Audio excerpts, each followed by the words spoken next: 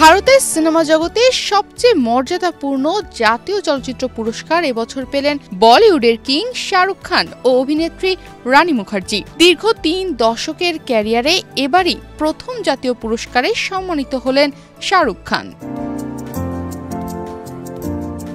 ভারতের ৭১তম জাতীয় চলচ্চিত্র পুরস্কার বিতরণী অনুষ্ঠিত হল নয়াদিল্লির বিজ্ঞান ভবনে। অনুষ্ঠানের প্রধান অতিথি ছিলেন রাষ্ট্রপতি দ্রৌপদী মুর্মু।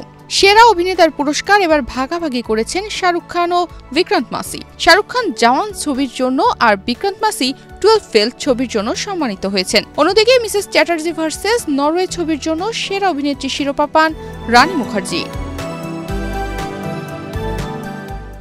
প্রথমবারের মতো জাতীয় পুরস্কারে সম্মানিত হয়ে আবেগাপ্লুত কিং খান। দীর্ঘ ক্যারিয়ারে তিনি অসংখ্য চরিত্রে দর্শকদের মুগ্ধ করেছেন। রাজ, রাহুল, মোহন কিংবা মেজর সমর আনন্দ, প্রতিটি চরিত্রে তিনি আলাদা ছাপ রেখে গেছেন।